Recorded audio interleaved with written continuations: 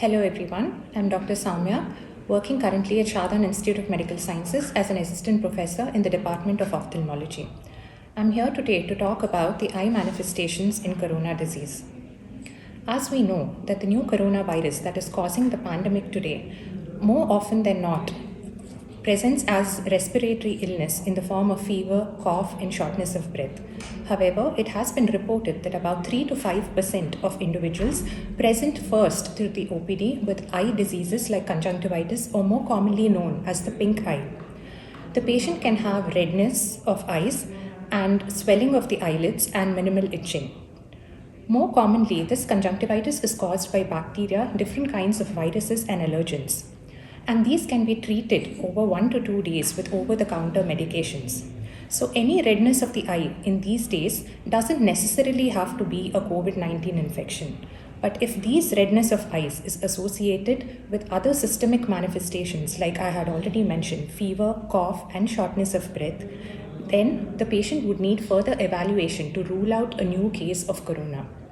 In these cases, we need to understand that the discharge that is coming out of the eyes is what is causing the spread of infection rapidly to other members. So it is important that we sanitize the hands and wash it more frequently so that we can halt the spread to the other family members as well. Now, apart from the simple symptom of conjunctivitis, there is a lot of talk that is going around about the more morbid condition known as mucormycosis, or commonly known as the black fungus.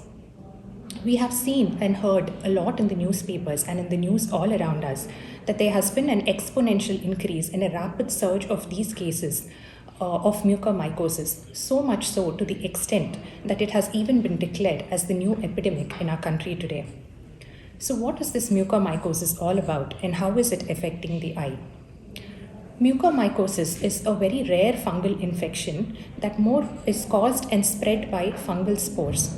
These spores have a propensity or more affinity to damage and invade the blood vessels and the normal healthy tissues also.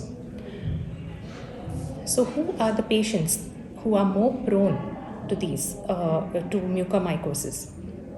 Even though all cases of COVID many of the patients are susceptible to this infection, there are a few subset of individuals who happen to be more prone to this disease. Even though all patients of COVID are susceptible to this infection, we know that there are a subset of a population that is more prone to be affected by this disease. First and foremost among them are patients who have uncontrolled diabetes mellitus for a very long period of time. Apart from this, these days there are many young healthy individuals who are being affected with COVID and whose blood sugars are being shot up to a very high level because of the usage of excessive steroids, which has become a part of the treatment in these individuals.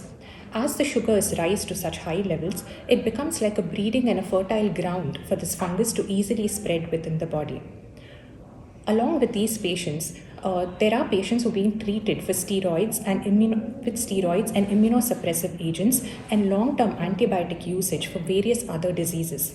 These patients are also at a very high risk to contact mucormycosis.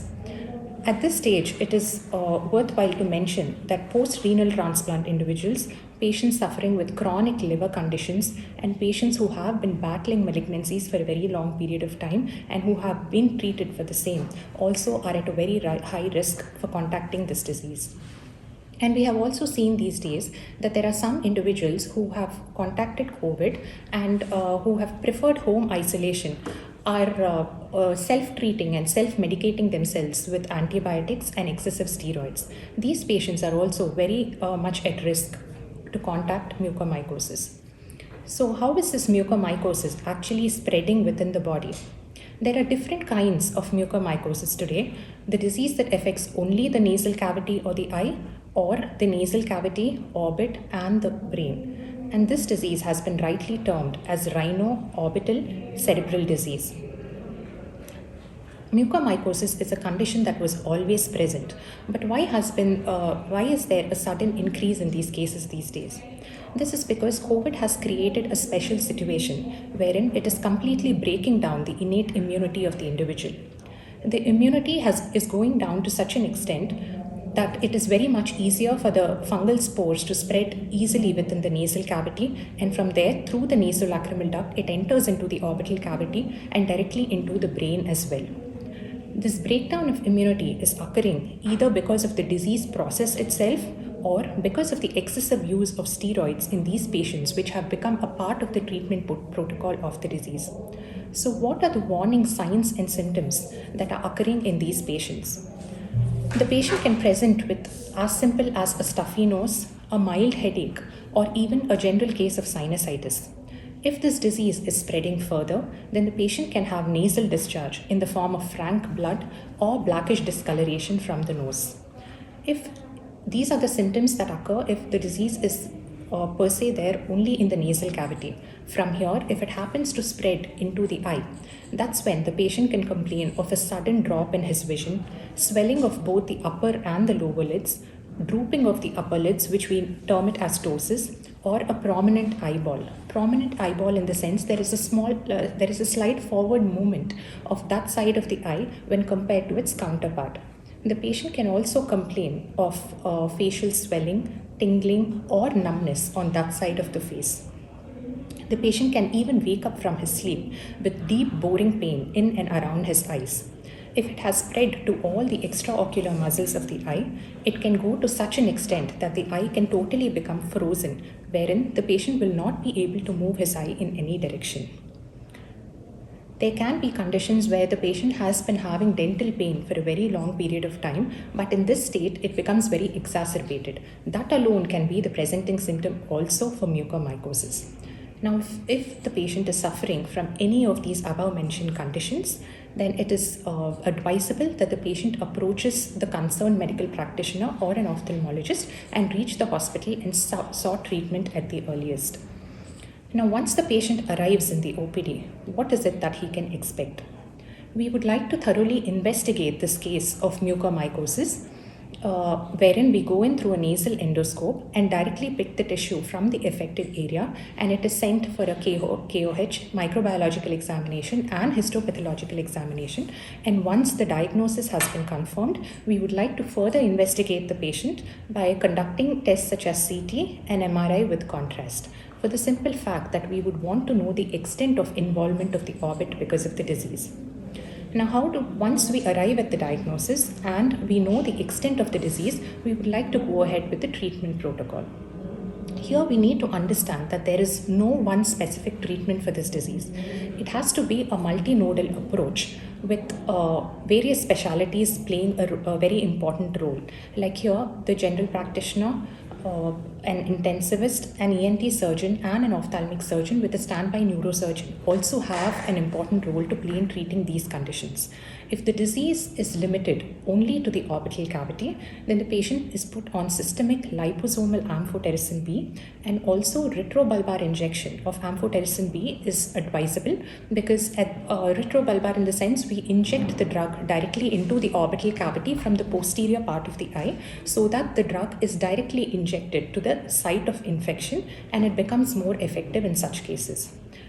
If the disease has spread a little more beyond the orbital cavity, then we can even plan for an exentration wherein the dead and necrotic tissue is being removed from the eyeball. In few unfortunate cases, the fungal infection is spreading to the orbital bony cavity as well. In these cases, an orbital exentration is planned with association with an ENT surgeon, an oral maxillofacial surgeon, and an ophthalmic surgeon and a neurosurgeon also on standby to make sure that the disease has not entered into the cranial cavity. Now, this is the treatment aspect as such.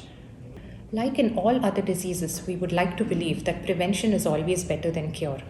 So now I would like to talk about a few simple preventive steps that the patient can take so that he does not contact the infection at all in the first place.